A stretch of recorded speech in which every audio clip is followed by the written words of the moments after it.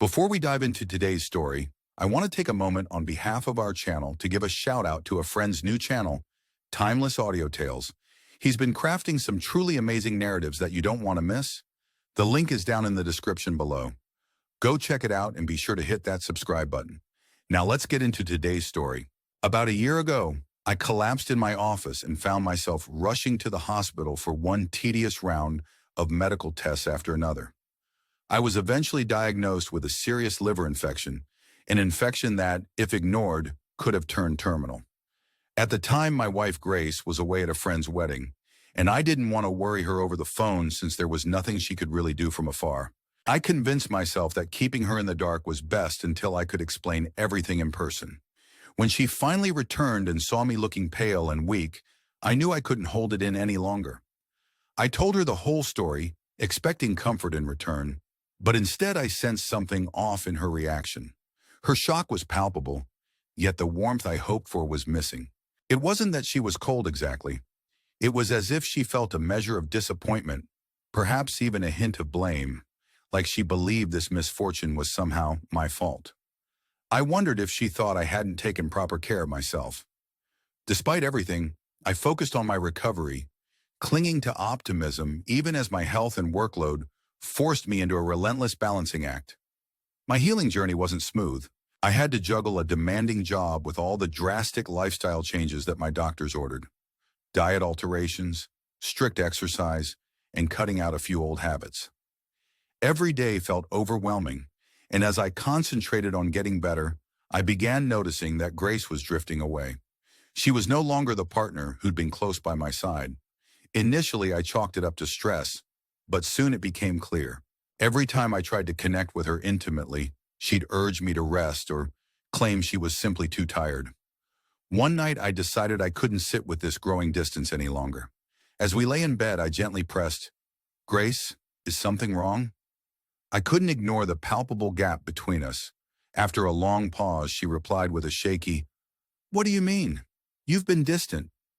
I explained that while I understood the stress of my illness, it felt like she was intentionally pushing me away.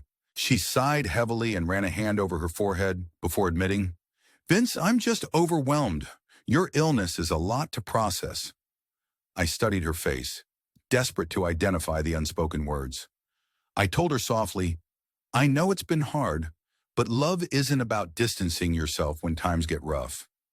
In an effort to escape the mounting pressure, I threw myself into work. I became so absorbed that I eventually abandoned my diet and even sometimes skipped my medicine. I knew deep down I was risking my recovery, yet I convinced myself that I'd soon regain control. Inevitably, that carelessness caught up with me. One evening, after a particularly grueling day at the office, a searing pain shot through my side, worse than anything I'd felt before. The next thing I knew, I was crumpled on the floor, everything blurred, and voices echoing until I woke up again in the hospital with an IV guiding my recovery. This time, Grace was front and center. She had been the one to call for help, ride with me in the ambulance, and sit vigil by my bedside, her face etched with worry. "You scared me, Vince," she muttered softly, brushing her hand over my sweat-cool forehead. I tried to muster a smile, but it felt far too much effort. "You've been reckless," she chided, her voice laden with concern and a measure of reproach. I sighed weakly. She wasn't entirely wrong. Even the doctor's stern lecture confirmed it. Ignoring my health was a dangerous game. "You can't keep neglecting yourself," he warned. "Your body is fighting hard. If you don't take a proper break, things will spiral out of control." Grace nodded vigorously. "He's right, Vince," she said before I could fully digest his words. But taking time off work wasn't a luxury I could afford.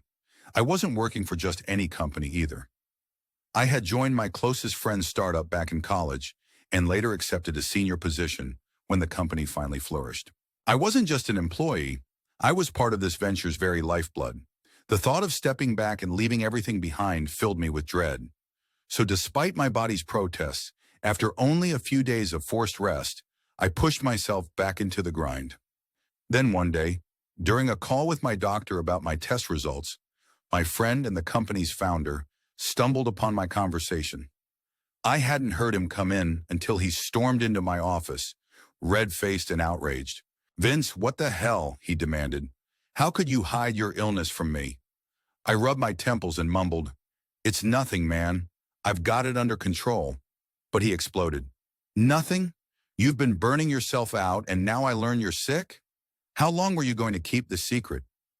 Before I could muster any response, he took a careful breath and softened his tone.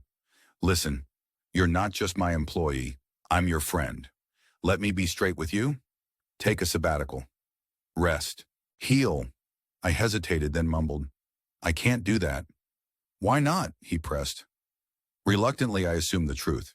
My health was failing faster than I could fight back, and with a heavy heart I continued. I just want to work while I still can. Secure a future for Grace, so she isn't left high and dry if anything happens to me. My voice faltered. The reality of it was breaking me.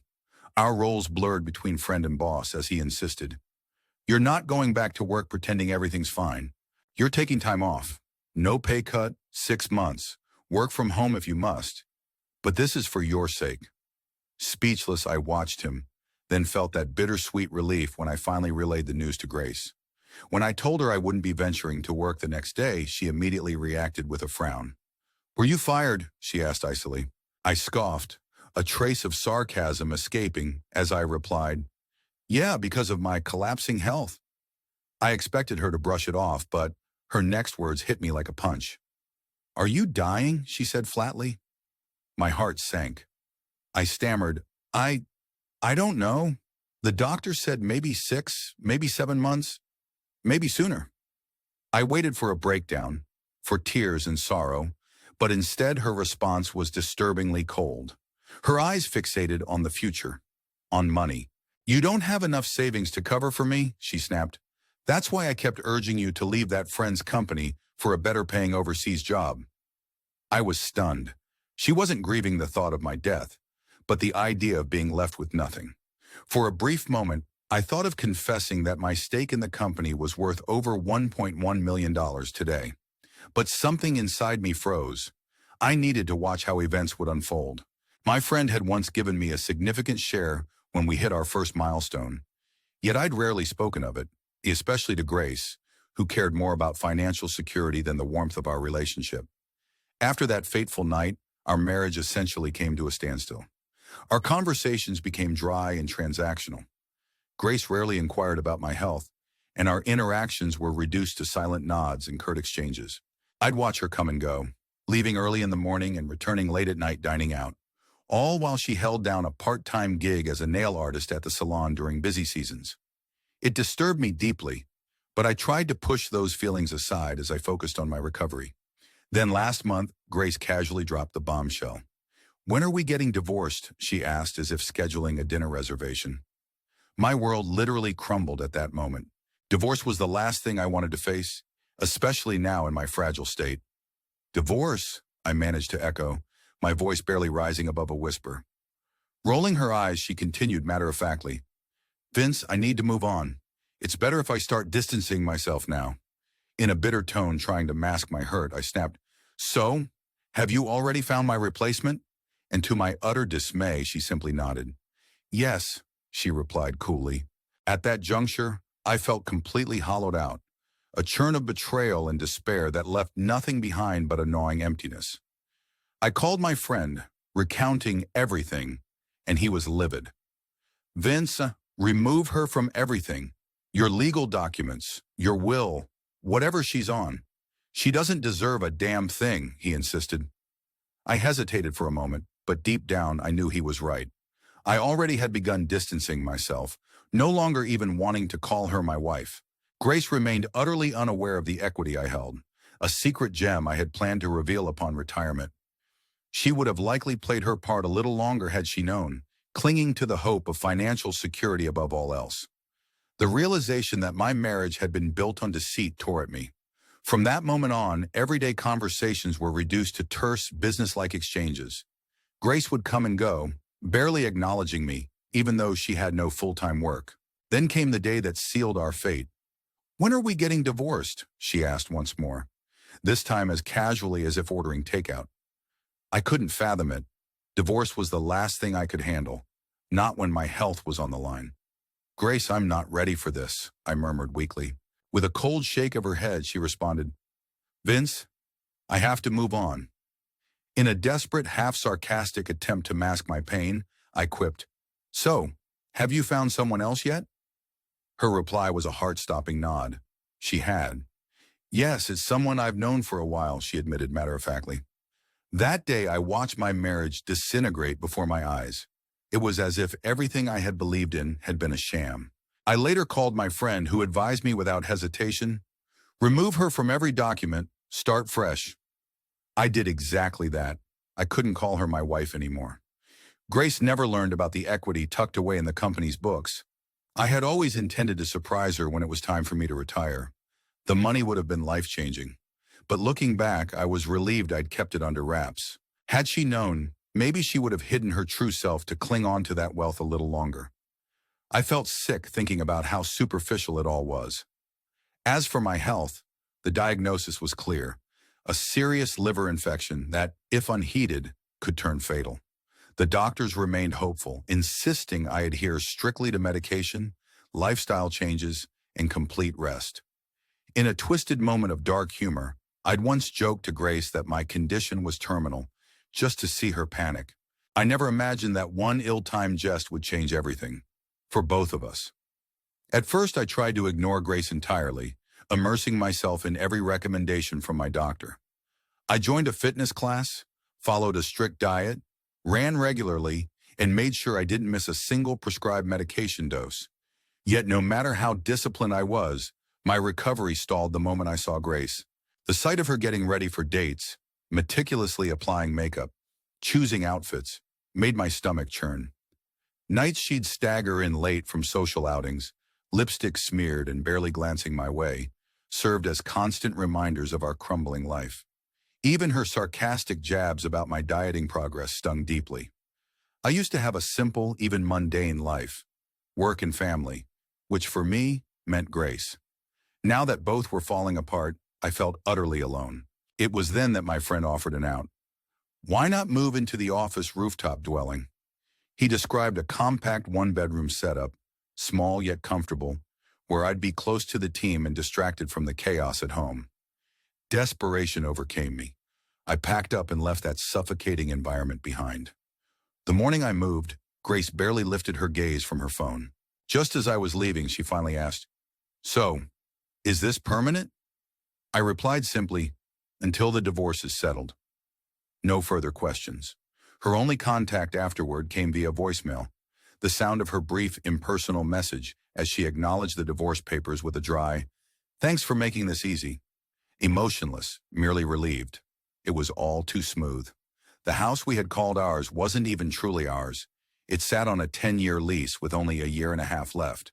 In a final attempt to keep up appearances, and perhaps to maintain some semblance of control, I even agreed to add her name as the tenant so she could stay rent-free until the lease expired. She nodded in response, unfazed by the reality that I had scarcely any savings left. To her, my illness had drained me both financially and physically, and that was exactly what she needed to believe. With our separation finalized, I began rebuilding my life.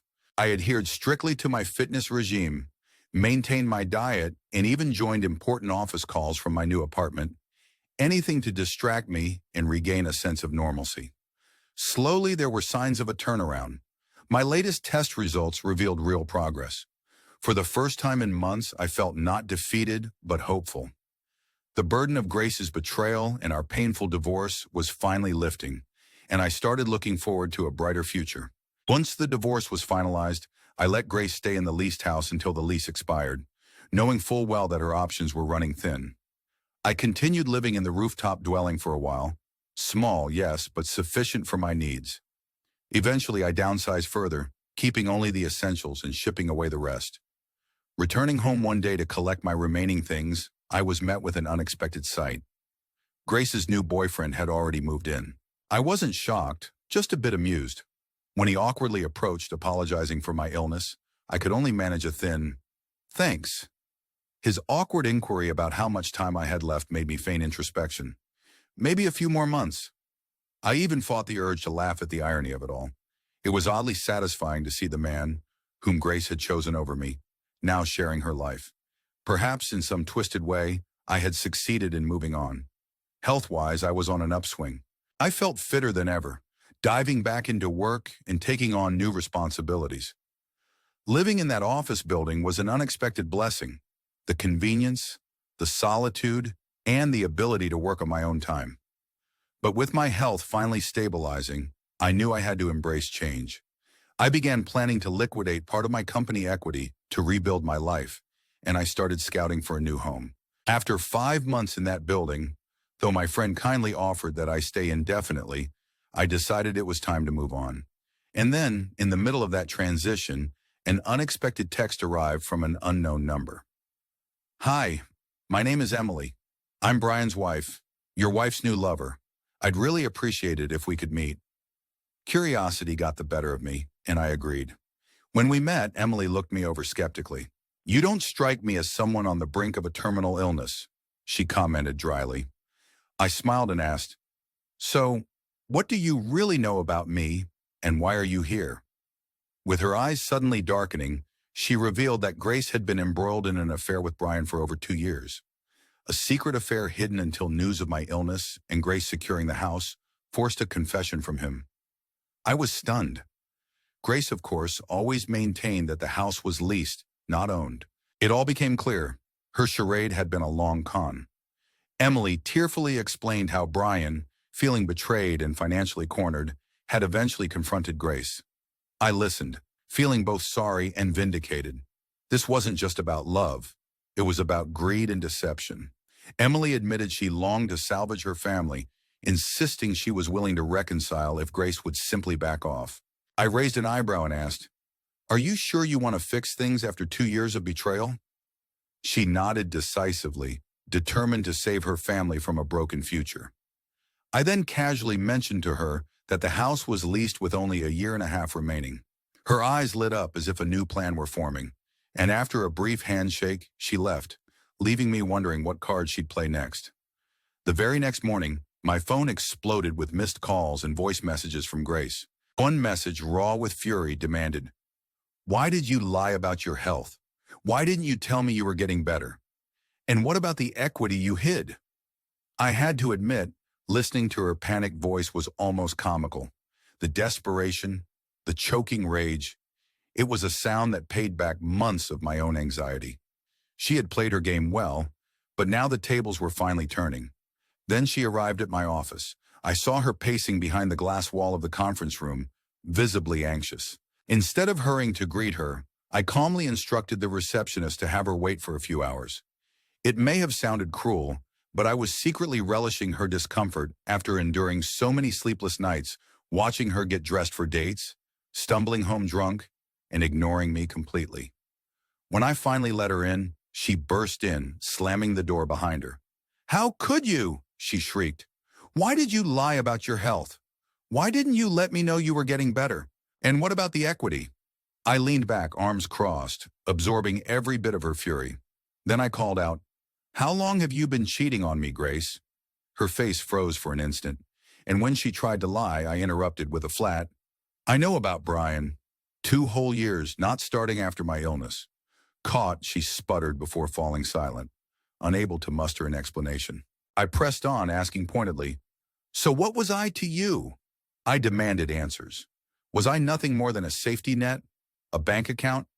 Were you just biding your time for the moment? Her voice trembled as she finally broke down in tears, confessing that she stayed with me only because she thought I lacked any real savings. And when she discovered that Brian had inherited a sizable fortune from his father, she set her sights on him. She admitted she'd planned to deceive everyone by promising Brian the lease on the house if he left his wife. Everything was just an elaborate ruse. Then, with a mixture of despair and finality, I told her, "Grace, you should leave." Her desperate plea, "Please, Vince, let's talk, let's have dinner, restart our lives," and fell on deaf ears. I laughed, a deep, genuine laugh full of incredulity. "You have no complaints about me?" I repeated, and she could only offer a feeble, "I'm so sorry." But that was it. There was no resurrecting what we once had. I told her coldly, "Grace, leave." And when she hesitated for one last reaction, I warned, "If you don't walk out that door in the next 10 seconds, I'm calling security." Her trembling lips and pleading eyes did nothing to change my resolve. I wasn't responsible for her pain anymore, and nothing was more satisfying than witnessing the downfall of someone who had once betrayed me. In a twist that I never expected, my latest diagnosis came back with astonishing news. I had completely healed. The illness that once threatened to take my life had melted away. I'd lost nearly 25 pounds, not solely because of the disease, but also as a result of the drastic lifestyle changes I'd adopted. For years, I'd been buried in work, putting in endless hours for the benefit of my family, well, for Grace, and in the process, I'd neglected my own self. And what did it yield? Nothing but regret. The moment Grace found out I was dying, she left without a second glance, divorce papers in hand and no hesitation. After my conversation with Brian's wife, she went straight to expose Grace's manipulations to her husband. Brian's wife detailed everything about how Grace had only used him for money, and that his affection for her was built on lies. When Brian finally discovered that the house was merely leased and that Grace's entire scheme was based on financial security, his faith in her crumbled. Their bond disintegrated, and as Brian's wife set out to protect her children's inheritance, I watched from a distance. We kept in occasional contact, but eventually the conversation dwindled, and I stopped asking about the pain that had once consumed all of us. Grace, on the other hand, seemed unable to accept failure. She bombarded me with endless calls, texts, emails, even sending gifts to my office, desperately trying to win me back. When it all became too much, I had no choice but to block her on every platform. Her next move was even more desperate. She showed up at my office again, feigning sweetness and promising that things could go back to how they were. But I ignored her, knowing that her real intentions were long past forgiveness. With the lease nearly up and no stable job in sight for her, she was scrambling. I even learned that she had been renting out one room in the house to some bachelor just to cover her expenses. Whether it was due to sleeping with others for favors or merely scraping by, it no longer mattered to me.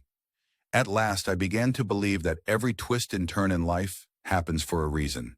Had it not been for her true colors emerging, I might still have been trapped in a toxic marriage wasted on someone who never truly cared.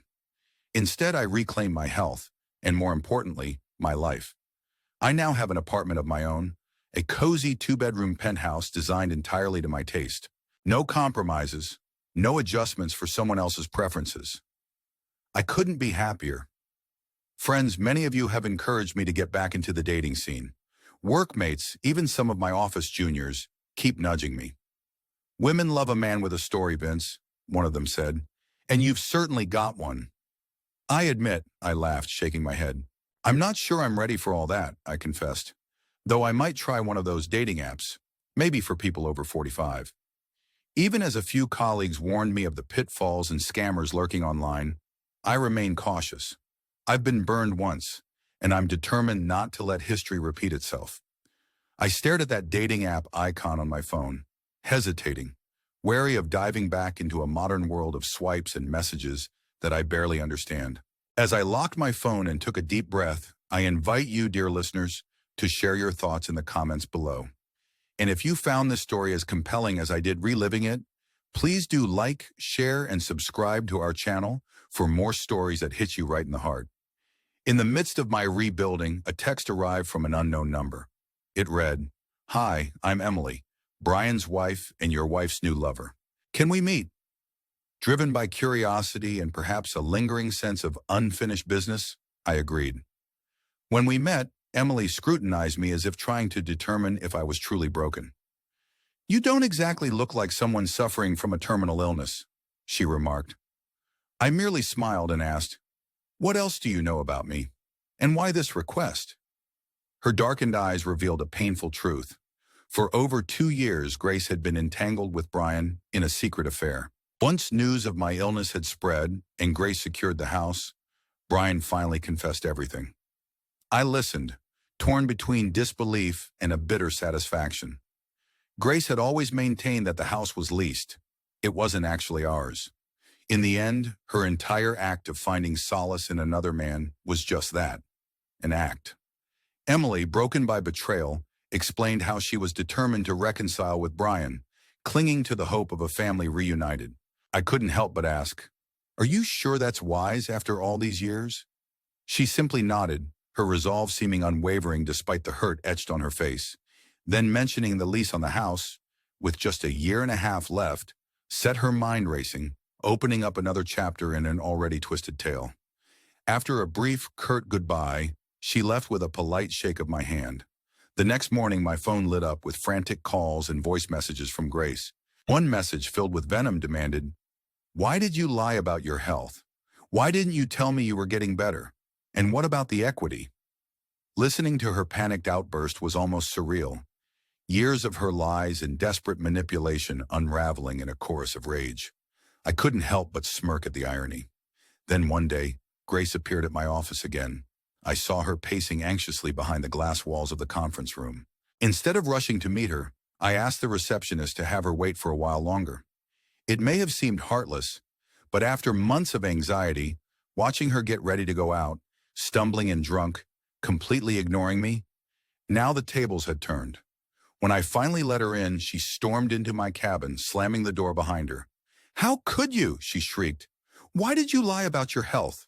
And what about that hidden equity?" I sat back with arms crossed as I absorbed every bit of her fury. Then I asked, "How long have you been cheating on me, Grace?" Her face went blank for a moment before she stuttered. "It only happened after your illness." I interrupted. "Try again. I know about Brian. 2 years, Grace, not after your illness." Caught in her web of lies, silence filled the room. I pressed on. "So what were you to me? A safety net? Just a bank account?" Her voice wavered as she finally broke down in tears and confessed that she'd stayed with me because she believed I had no substantial savings. Then when Brian's inheritance came to light, her eyes turned greedy. She admitted that she'd planned to deceive Brian, promising him stability by offering him the lease on our house if he left his wife. With everything laid bare, I told her, "You should leave." Desperation clung to her as she pleaded, "Please, Vince, let's talk. Let's at least have dinner together and talk things out." I scoffed, incredulous. "Dinner? You honestly think we can sit down, share a meal, and pretend nothing happened? You betrayed me for years." She reached for my hand in a final desperate attempt, but I pulled away, coldly stating, "Grace, you need to leave." When she hesitated, I warned, "If you don't walk out that door in the next 10 seconds, I'm calling security." I saw her lips quiver, waiting for a sign of capitulation, but I remained unmoved. I had reclaimed my life and was done playing the role of her safety net. Soon after, my latest diagnosis confirmed that I had healed completely. It was surreal. After all the pain, the months of heartache and sacrifice, I was finally free of the illness that nearly stole my life. Losing almost 25 pounds wasn't only a symptom of disease, but a testament to the new life I was forging. All those years spent toiling away for the benefit of a love that never truly mattered now seemed like a distant, bitter memory. The moment Grace discovered I was dying, she left without a second thought. Divorce papers and a swift exit, leaving me with nothing. After speaking with Brian's wife, which in turn led to her exposing Grace's true colors to her husband, Grace found herself mired in a web of her own making. Brian soon learned that the house they lived in was leased, not owned, and that his trust had been manipulated by nothing more than a series of lies. Their relationship crumbled, leaving Brian's wife fiercely protective of her children's future. I eventually heard less from them as time went on, and I stopped prying. Meanwhile, Grace's attempts to reconcile only grew more desperate. Calls, texts, emails, and gifts all were met with the same steely resolve until I finally blocked her on every platform. When she soon escalated, even showing up at my office pretending nothing had changed, I knew that chapter was closed. As fate would have it, one of my neighbors mentioned that Grace had been renting out a room in the house, using the rent to cover her meager expenses. Whether through favors or just scraping by, it was not my problem anymore. After everything, I truly believed that life happens for a reason. If Grace hadn't revealed her true self, I might have remained trapped in a toxic, unloving marriage. Instead, I got my health back. I got my life back. And now I'm finally stepping into a future that belongs to me. A future filled with hope, freedom, and yes, even new beginnings. Nowadays, I'm living in a small, 2-bedroom penthouse that I've designed entirely for my comfort, a sanctuary with no compromises, and it feels incredible. Friends, family, and even some viewers have been urging me to jump back into the dating scene. Vince, you've got a hell of a story. Women love a man who's been through it all, one colleague joked. Another whispered, there's even an app for people starting over after 45. It's like version 2.0 of life. Though I hesitated and even installed one of these apps out of sheer curiosity, I'm still wary of diving into a new mess. Scammers, heartbreakers, and opportunists are lurking out there, and I'm not about to let my guard down again. So here I am, standing at a crossroads. I'm slowly reclaiming my identity, my health, and my future. I plan to liquidate a part of my equity soon to consolidate my finances and truly rebuild my life on my own terms. 5 months in that office dwelling felt long enough, and even though my friend kindly said I could stay as long as I wanted, it was time to move on. Then out of the blue, I received a text from an unknown number. Hi, I'm Emily. I'm Brian's wife. Your wife's new lover. Can we meet? Intrigued, I agreed, and when we met in person, Emily's gaze was calculating. You don't look like someone dying, she remarked. I smiled wryly and asked, so, what do you really know about me? Her face darkened as she revealed the shocking truth. Brian had been involved with Grace for over 2 years. Her husband, who had inherited a staggering sum, had only admitted the affair after learning that I was terminally ill. I listened in disbelief as she recounted all the details, the betrayal, the web of lies, and how Grace had played everyone for a fool. Their conversation underscored a harsh reality. Grace never truly loved me or Brian. Instead, she was in it for security and money. When I shared that my illness wasn't terminal anymore, her face lit up with what looked like genuine hope. That's amazing news, she said, smiling. Then casually I mentioned that the house wasn't owned but leased, with just 1.5 years remaining. Emily's eyes gleamed with renewed strategy, and after shaking my hand, she left as if she'd been given a new piece in this twisted game. The following day, my phone wouldn't stop buzzing. Dozens of missed calls, voice messages, and texts from Grace poured in. One of her messages demanded, why did you lie about your health? Why didn't you tell me about your recovery? And what about the equity? Listening to her frantic, enraged voice was almost comical, a stark contrast to the desperate, lonely voice I once recognized. I couldn't help but revel just a little in the irony. Then, unexpectedly, she showed up at my office. I watched her pacing behind the glass walls of the conference room, anxiety written all over her face. Instead of hurrying to welcome her, I asked the receptionist to let her wait for several more hours. It sounds cruel, but after months of watching her get all dolled up for dates, coming home drunk, and acting as if I was invisible, now she was the one under scrutiny. When I finally let her in, she stormed into my office, slamming the door behind her. How could you? She screamed. Why did you lie about your health? Why didn't you tell me you were getting better? And what about that hidden equity? Quietly, I leaned back and crossed my arms. The satisfaction of knowing I'd been waiting for this moment almost overwhelming. I then asked, Grace, how long have you been cheating on me? Her face went still before she tried to stammer out a feeble denial. It only happened after your illness. I interrupted sharply. Try again. 2 years, not just after your illness. I know about Brian. The truth was out. I pressed on. So what was I to you? Just some safety net? A bank account? Tears welled up in her eyes as she admitted that she'd stayed with me because she thought I had no significant savings. She confessed that when she learned about Brian's inheritance, she set her sights on him entirely. A cold, calculated plan to secure her future. I then told her plainly, Grace, you need to leave. Please, Vince, she whimpered. Let's talk. Maybe have dinner. Try to figure things out. I scoffed at the idea. Dinner? Do you seriously think we can sit down and pretend nothing happened? You betrayed me for years. She reached for my hand, but I pulled away, my tone final. Grace, I'm done. Leave. Her voice cracked as she pleaded one last time. Please, Vince. Come on. I warned strongly. If you don't get out of here in the next 10 seconds, I'm calling security. Her lips trembled in silent resignation. I wasn't her husband anymore. I was free. Now let me share the final twist. My latest health report confirmed that I had made a full recovery. After months of pain, exhaustion, and a lifestyle that had nearly destroyed me, I emerged not only healed, but revitalized, 25 pounds lighter, a new lease on life, and a determination to never sacrifice myself for a love that never truly existed. When Grace found out I wasn't dying after all, her reaction was a mix of panic and vindictive insistence that I had cheated by hiding everything from her, including the promise of equity. Not long after her barrage of panicked messages, she once again arrived at my office. This time I watched with a detached satisfaction as she raged, unaware that I'd finally taken back control over my life. Even as I blocked her from every communication channel, her persistence only confirmed that the past was firmly behind me. Today I have my own place, a small 2-bedroom penthouse that is solely mine. I've transformed it into a personal sanctuary where every detail, every room, reflects the life I want to live. Friends, family, and many of our loyal viewers have encouraged me to start dating again. Some colleagues even insist, "Vince, you're in your prime.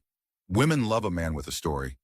And while part of me is intrigued by the idea of modern dating with apps and swipes, I'm still cautious.